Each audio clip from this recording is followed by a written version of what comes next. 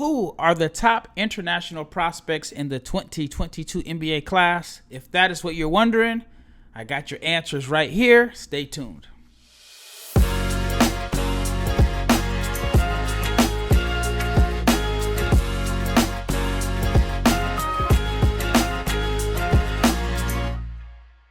Happy Friday, and you are listening to the Locked On NBA Big Board podcast. This is your daily NBA Draft podcast, and I am Rafael Barlowe, the Director of Scouting for NBA Big Board and the founder of NBA Draft Junkies.com. Now, I've made a name for myself as the guy that knows all the international prospects. And in this episode, I guess it's an opportunity for me to strut my stuff a little bit because I am going to answer mailbag questions about players from across the water. Over the last, maybe the last few weeks, I've probably received hundreds of DMs, whether it's podcast requests or just questions about the draft in general. And one of the questions that I've been getting a lot is, who are the top international prospects? And there are many questions about whether their team or a fan, their particular team is going to draft and stash some guys. And then people in general have questions about the international guys because obviously their film is not as accessible and there's not as much information. So what I've decided to do is turn this episode into an international prospect / mailbag episode, and I will answer some of the questions that I have been receiving through my DMs on Twitter, even emails. I've been getting a lot of emails also. All right, so the first question is, actually, you know what? Before I even get into the first question, I forgot to thank you for making the Locked On NBA Big Board podcast your first listen of the day. I don't know how I forgot that. Again, thank you. And thank you for, again, sticking with this podcast. I know it was a big transition with Chad Ford moving on. And so far, the numbers have been great. They've been really good. I think we've exceeded expectations. And now the numbers are probably even increased a little bit more because we are getting closer to the draft. So once again, thank you so much. All right, let me get right into these questions. All right, the first question is, since you are the international guru, I didn't name myself the international guru, but I've heard it before. I'll take it. And a fellow Blazers fan, definitely. What do you think about taking a shot on an athletic defensive-minded big at 57? Abu Baji and Yannick Sosa, who was talked about as a potential lottery pick before the NFL draft. All right. You know what? I am a Blazers fan. That is correct. And I think that a team or multiple teams are foolish if you're not giving Abu Baji a shot. I've talked about him numerous times. 7'8", 7'9", wingspan, 7'1", 240, freakish athlete, can touch the top of the backboard probably. I think that he's probably one of the best athletes in this class overall. And I remember when the first time I saw him play, 2019, and I think he was maybe 15 or 16 years old. And in my mind, I said, this guy's going to be the number one pick as soon as he's eligible for the draft. And for whatever reason, he has just not developed at the rate that I thought. He's still really raw. But I think that he can play in the NBA. I think that the NBA game was a little bit more suited for his style of play. I think all he'd really have to do is run the floor, protect the rim, catch lobs. And not saying that it's that easy, but I think that in the right system, I think he'll be fine. I also feel like if he goes to, let's say he goes to a young team that's looking to get up and down the floor, then he can develop. Where I do think he'll struggle at is maybe a team that runs like a really strict system. So maybe like a San Antonio or anyone that comes from like that Spurs tree. And if they, play the same way, I think he may struggle there because he's still really raw. But if you just put him in an up and down system, I think he'll be fine. And then as far as Yannick and Sosa, I'm curious to see what happened. I actually spoke to someone that was pretty close to him yesterday, and it's just kind of a mystery. Again, he was very, very highly regarded last year at this time. Many people thought that he was a top 5 pick. We talked about it on previous podcasts, which is Chad Ford and I. And it's like I said, it's a mystery. I do think that he'll get drafted. I think somebody is going to take a flyer on him, especially a team that probably has multiple picks. And he's someone, if you have multiple picks, then you can draft him, maybe stash him, and let him develop. I'd even let him develop in the G League. He's still pretty young, one of the youngest players in this class. But it is one of the biggest mysteries, not the biggest mystery, but it is very, very mysterious as to why he has fallen. But again, we're talking about this kid that's 7'1", who's a pretty good athlete, not crazy athlete, but he has good touch around the rim, and he has all of the tools to be like this really good switchy defender that can protect the rim and defend out in space. So he may not be like the most explosive athlete, but he's very fluid, and he is someone that projects as a guard that can a big that can defend guards in space. All right, second question is, why are people so high on Ousmane Dieng? He shot 39% from the floor, 27% from three, 66% from the foul line, and he averaged more turnovers than assists. But he's projected as a lottery pick. That is a very, very good question. And when you look at Dieng's stats, it doesn't really tell the whole story. And I'll admit that I was kind of wrong about him at the beginning of the year, because at one point he was averaging like 4 points per game, and his field goal percentage was like 22, 17. I mean, the numbers were awful. Like, actually, the worst numbers I've ever seen, period. And he struggled. And what I realized is that I didn't really put into context the fact that he's an 18-year-old kid who left who left France to go to Australia, was there without family, and was just kind of in a difficult situation for him to adjust. But if you look at the second half of the season, he looked exactly like the player that many people thought he was going to be. Again, 6'10", can handle the ball. Definitely more of a wing than a big. Is comfortable as the ball handler. I think he has potential to be a 3-level scorer. And I think he can be like a really good defender because of his wingspan and agility. Again, he just has crazy, crazy potential. An agent friend of mine, who doesn't represent him, but a friend of mine that's an agent, said that he is, talking about Ousmane Dieng, is the one prospect that he would swing for the fences on with a high lottery pick. Because he said his theory is if he were a GM, he'd swing for the fences. He wouldn't play it safe. And he said Dieng is someone that he thinks if he pans out, he could end up being one of the top 2 or 3 best players in this class. So that's pretty high praise right there. I haven't kept up who was the top international player in this class. And it just depends on what you like. So some may say Dieng, and I think Dieng is going to be the first international player selected. 6'10", like I said, he's drawn comparisons to Paul George. Then there is Nikola Jović, not to be confused with Nikola Jokic.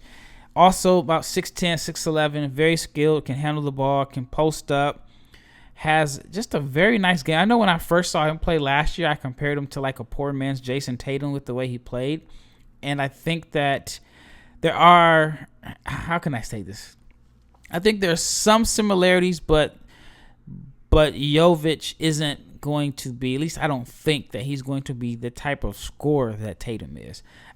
When I made the comment, I meant more so like I can tell or I can assume that he watches Jason Tatum film, and he likes to operate in the mid post. He likes to just kind of take some contested shots. Sometimes the shot selection can be a little bit concerning. But I think at the same stages, he's not as good of a scorer as Tatum, but he's a much better passer. And we've seen the strides that Tatum made as a passer this year, and how much better it made his teammates. So I think Jović is one of the top 2. Then you can go with Ismail Kamagate, who I'm pretty high on, center, late bloomer. So I think this is a good international class. Forgot about John Montero, who was one of my favorite players, and I think he kind of gets left off the international list in a sense because he spent this year with Overtime Elite, but this is only 1 year here. He's actually Dominican born, and he spent the last few years prior to coming to the States in Spain. So I think it's a pretty good class. I believe you could see maybe 3 or 4 guys in the first round, best case scenario. And then I think there's going to be some good guys in the second round available. All right, before I get into the next line of questions, I have to talk to you about BetOnline, the number 1 source for all of your sports betting needs and sports info. You can find all of the latest sports developments, league reviews, and news, including this year's NHL playoffs and Major League Baseball. BetOnline is your continued source for all of your sporting wagering information, including live betting, esports, and scores. And betonline.net remains the absolute best spot for your sports scores, podcasts, and news this season. BetOnline.net is the fastest and the easiest way to check in on all of your favorite sports, events, including MMA, boxing, and golf. So head to the website now, or you can use your mobile device to learn more about the trends and the action. And that's because BetOnline is where the game starts. All right, once again, you are listening to the Locked On NBA Big Board Podcast. This is your host, Rafael Barlowe, and today is all about the international players, international flavor. I love the international game, and I spent this whole season, well, I shouldn't say the whole season. I spent the majority of the season overseas. I lived in Barcelona. I lived in Athens. I went to games in Istanbul, Turkey. I went to tournaments in Italy. Stayed in Milan for a few weeks. So the passport is stamped up. The passport it looks like the graffiti on a subway in New York, or if you've ever been to Athens, Greece, it looks like any wall in Athens, Greece. So it's stamped up, and that's why I feel I am qualified to answer these questions. All right, so I'll get into the next question, and it is, do you think a lot of players will be drafted and stashed? I actually think so. I think there could be 2 or 3, maybe even 4 guys that are drafted and stashed. I think there are teams with multiple picks that may not be interested in bringing guys over, so they'll let them develop. I think a draft and stash is kind of risky in a sense for the player, because you can end up just kind of getting lost in the shuffle. A team can draft you, they'll stash you, and then the next year they'll bring in another guy, and at the same rate, a team may not want to bring in multiple rookies. So I think it's kind of risky. I know one particular player, he was drafted and stashed, and he was very disappointed to find out the team that drafted him just told him that they didn't have plans for him that immediate season. And now he just feels like he's kind of lost in the shuffle a little bit. So it's kind of risky, but of course you want to hear your name called, but it's no guarantee the team was actually ever going to bring you over. So we've seen situations where a guy gets traded and you hear oh, he got traded for the rights of whoever, and it's a person that's a fill-in, and you've never heard of that person. So I think that's a fear, but I do believe guys will be drafted and stashed. All right, the next question. I'm a big fan from Italy. What are your thoughts on Matteo Spaniolo and Gabriel Procida? I like both guys a lot. I've had a chance to watch both of them play live this season, and then spoke to them quite a bit at the Combine. I was just kind of checking on the guys because I know what it's like from their perspective. When I was in Europe, I was, by myself for the most part. My wife was with me for a little while, and then found out we're expecting, so she ended up coming back to the States. So for the most part, I was there by myself, and it can be an adjustment. And now that I'm here in my country, when some of the international players that I meet, I like to check on them, just make sure that they're doing well. I know for the most part their agents and everything has taken really, really good care of them, so their situation is a lot different than mine, but still, just like to reach out. So big fans of both guys on and off the court. I'll start with Spaniolo, one of the youngest guards, has great size for a point guard, and I just love his offensive creativity. Has a little step back to his game, can create his own shot, very confident, has this flash and flair to his game.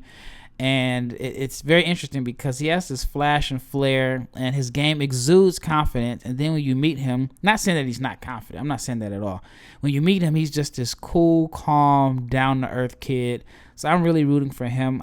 I think that he was up in the air as far as whether or not he was going to stay in the draft, but I'm glad that he did stay in the draft. And I mentioned, I spoke with him a few days ago, and he told me that he had a really good workout for the Detroit Pistons. So I'm hoping that he gets drafted. And then Gabriel Procida, I think he would be the first name selected from the two. One of the best athletes in this draft period, and definitely the best athlete in this international class as far as from the wings. I'd say it's between him, Abu Baji, and Ishmael Kamagate, but Procida is the only one that is a wing from that class. I think he has a definite NBA role as a shooter, transition finisher. He has the athleticism to where he could be a pretty good defender. So I think both guys get drafted.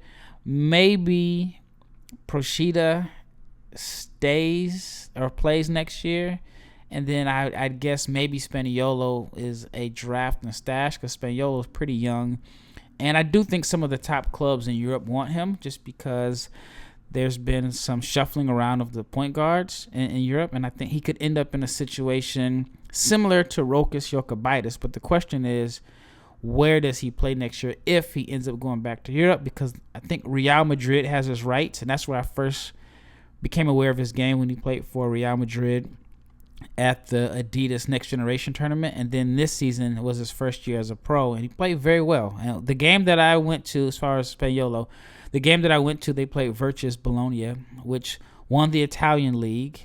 And they won the Euro Cup, and they're in the finals for the Italian league. And he had his best game, outplayed some really good professional players that game. So I like both of those guys. I think both will get drafted, but I think if there was one I'd have to guess would be stashed, it would be Spaniolo. All right, the next question is, do you consider Jeremy Sohan and John Montero when you rank your international class? That's a very, very good question, because Sohan is, for the most part, I think he spent the majority of his life overseas. He did go to high school for a little bit in the States. If I am not mistaken, he went one semester in Indiana, and then I think he left because of COVID, and then he went back to play overseas. And he was also born in the States. And then as far as Montero, he played this past season with Overtime Elite. So I think some people don't consider that as part of the international class. But for this, for the sake of this podcast, I will rank them as international prospects because I think they have international passports. So Sohan is probably the first one of the two that's going to come off the board. I think that he will be in the late lottery. If he isn't late lottery, then he could end up falling no lower than 16. I look at a team like Atlanta. They need some help on defense, and Sohan is this switchy defender that can defend multiple positions. But Atlanta has a log jam of wings, and I don't know if that's the best path for him to get a lot of playing time as a rookie, unless Atlanta makes some moves, which they are expected to make. But Sohan is someone that I think I don't see him falling past number 16. I think he can go as high as 12. As far as Montero, I had a chance to interview him a few weeks ago, one of my favorite prospects. I've been watching him, or at least keeping close tabs on him since he was about 15 or 16. His name has been really, really quiet on the draft rumors. Haven't heard much about him. I've heard from a reliable source that he could still end up being a first-round pick. I know for a while I had him mocked as a first-rounder, and then I just was kind of disappointed that he didn't really get a chance to play at the Combine. Played like 6 minutes, had 6 points, got poked in the eye, and then he didn't play the rest of that game or come back the next day. But it'd be very, very interesting to see where he ends up because, like I said, I've heard first-round pick, late first round, and I've also seen him mocked on other boards as a mid-second rounder. But I like Montero a lot, man. I know I've probably said that 3 times. He doesn't pass the eye test. It's not like this great athlete. But despite the fact that he's not like this great athlete, defenders struggle staying in front of him. And he's a very, very good passer. I always had him in not necessarily a box, but I always kind of labeled him as a scorer. But he is, I think, one of the best passers in this class. All right, the last question for this segment. What are your thoughts on Nikola Jović playing with Nikola Jokic? I think that would be very, very cool. I mean, think about this. What are the chances of that happening? You have 2 guys with very similar names, just 1 letter off. They're both from Serbia, and they both make it to the NBA and both play on the same team. That would be like one of the craziest scenarios that I've heard. Denver now has multiple first-round picks, so I think that could be an option. Although I heard from, and I don't even want to give up. I'll just say I heard from a source that Jović may have a guarantee in the mid-first round, so he may not be available to Denver. But I think it would be very, very cool if, again, those 2 guys, same country, very similar names, both play in the NBA. Serbia is not a big country. It's not a big country at all. I mean, I think there's cities in the United States that have a bigger population than the entire country of Serbia. But whatever they have in the water in Serbia, it's working. Their developmental program is great.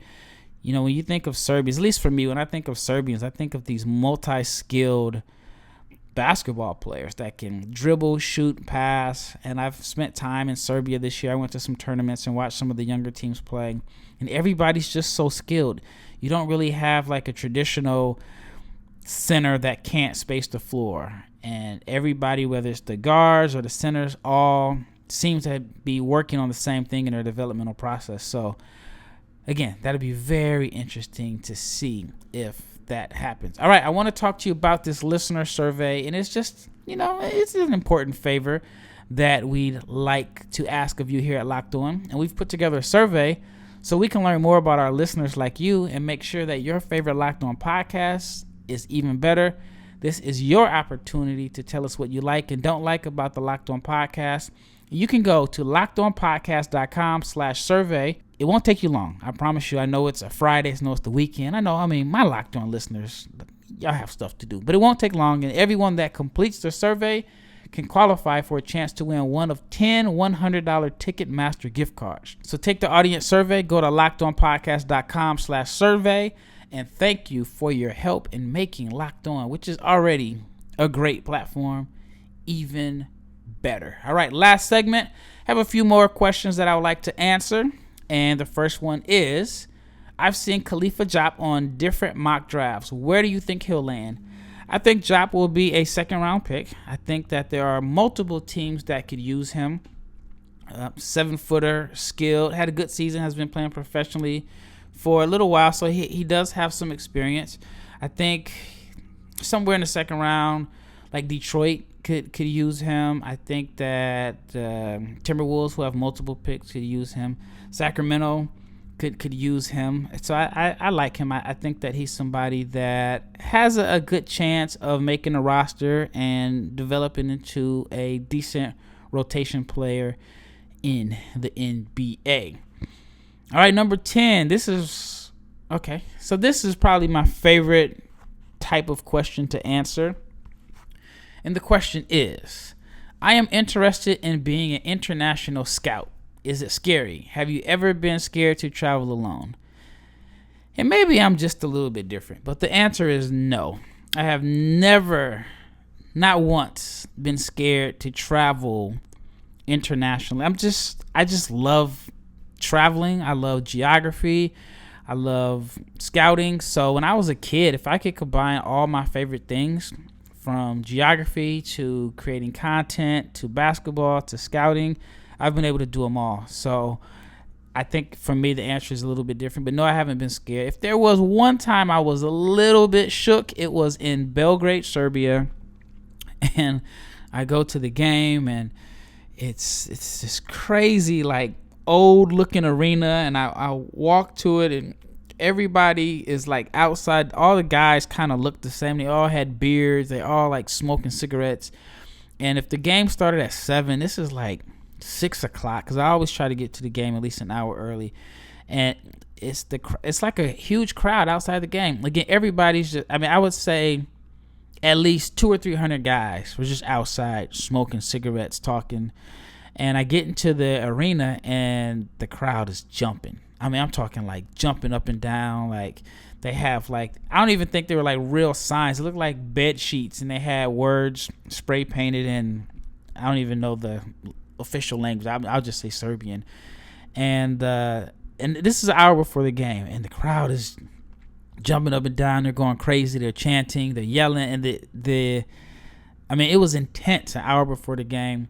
So during the game was crazy intense. Nobody sat down. Everybody's standing. The arena was old. It just felt like it was rocking.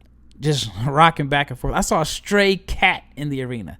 That's how crazy it was. And then after the game was over, it was like it came down to the last possession of the game. A guy missed a shot, and the fans stormed the court. Now, I didn't know if they stormed the court to celebrate the win or if they stormed the court to fight the opposing team. All I know was, the arena was like a high school arena in a sense. Like they had a door where like it was like not too far behind the bench, and if you just walked out the door, you were outside. So it wasn't like the NBA arena where you go into it and you leave the court area, then you got to go through locker rooms and long tunnels and all that. I ran right outside that door outside. I didn't know what happened, and I couldn't like read up and see if there was a brawl after the game or anything like that. I'm trying to like watch the news and see if I see something like a little red ticker at the bottom that says breaking. But it ended up being nothing. It was just the fans celebrating a win. So that was the only time I was a little bit scared. But I enjoy the international travel. I enjoy the international game. And to be honest with you, this comment may not sit well with people, but America is not a safe place. I mean, we may feel comfortable here because we know it, but America is dangerous. Like, if you watch the news, I mean, you got kids. I don't even want to really go into it, but no, I don't think there's many places that, as far as like basketball countries, that are more dangerous than America. So if I'm not scared here, then I shouldn't be scared overseas. All right, next question. San Antonio has 4 picks. I imagine they'll draft and stash one of them. Who is a candidate to be stashed? I've probably mentioned all the names in this podcast, but there is a guy that has kind of come out of nowhere. He's a little bit older as far as the rest of the international prospects, but his name is Carlo Matkovic, and he really made a name for himself at the combine. Big dude, about 6'10", 6'11", and he's an explosive athlete.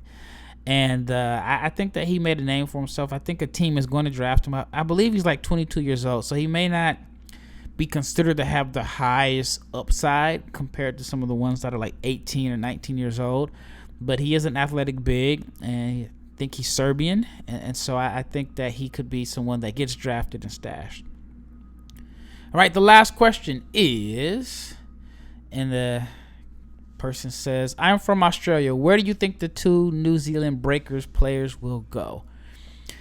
So I think with Ousmane Dieng, who played for the New Zealand Breakers, I think that he'll be a lottery pick. I could see him going as high as 12.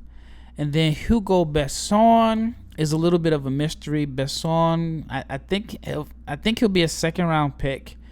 And I'll just give the audience a little bit of a breakdown of his game. He is a scorer. I mean, he is wired to score. I think he can play the 1 and the 2. And I know I've spoken with his agent, and he believes that he's best as a point guard. He's considered more of a combo guard. I thought he played well at the combine. I say the biggest concern about him is the defense, and maybe like the defensive aggression. But he's a skilled scorer. I've had a chance to watch him play or watch him work out here in Dallas right as he was preparing for the combine and the draft. Skilled scorer, can create his own shot off the dribble, likes to shoot the jumper, is a very good 3-point shooter, is a tough shot taker and tough shot maker, and that's just who he is. I think that the key for Besson once he gets to an NBA team is to establish himself as a tough shot taker and maker. So that way, if he does in the game, he doesn't get pulled right away because the coach is like, you don't ever do that. But he's very confident in himself. Sneaky athlete.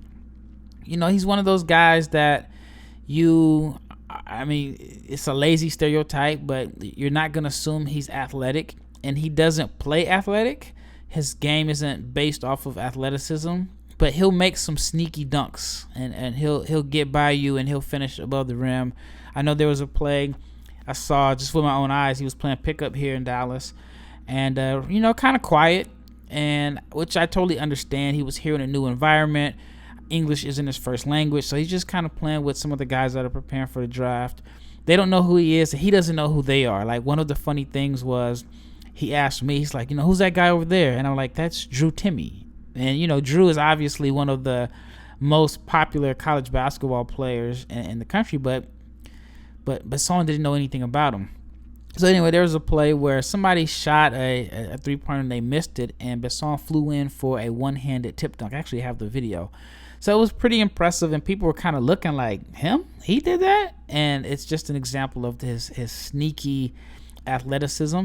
I know some have compared him to Tyler Hero.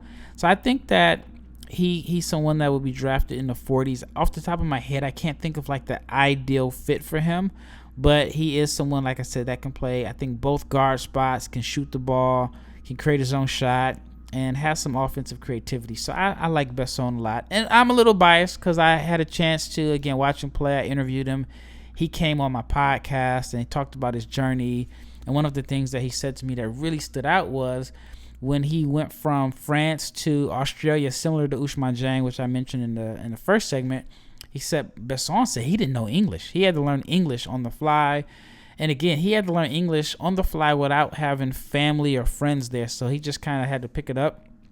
And it's always interesting when I meet people who English isn't their first language and how they pick it up, because I think it's a difficult language to master. But he said he watched a lot of TV. So pretty interesting story there. Well, that wraps up this episode. Thank you so much for listening on a Friday. Shout out to each and every person that has made the Locked On NBA Big Board podcast your first listen of the day. Now, I want you to check out the Ultimate NBA Mock Draft. The draft picks have been made. Search now for Ultimate NBA Mock Draft, and you can get over 50 insiders and the Odyssey experts and the draft experts from the Locked On NBA Big Board like myself. This 5-episode Ultimate NBA Mock Draft is underway. Make the Ultimate NBA Mock Draft your second listen of the day. And I will give you a disclaimer. It is a mock draft. So I don't want somebody taking my quotes from this mock draft and making it seem like it's my or just not understanding that it's not a mock draft. It's happened a couple times today. I think I led off the first segment saying that there's going to be a lot of moves and trades made today. And it came out today here on Friday, and I've been tweeted as people started thinking that there's going to be a bunch of NBA moves made today. But no, I was talking about the Locked On Experts mock draft. But thanks again, it's Rafael Barlowe signing out. Hope everybody has a great weekend. And the next time you hear my voice, it will be NBA Draft Week. And I am out.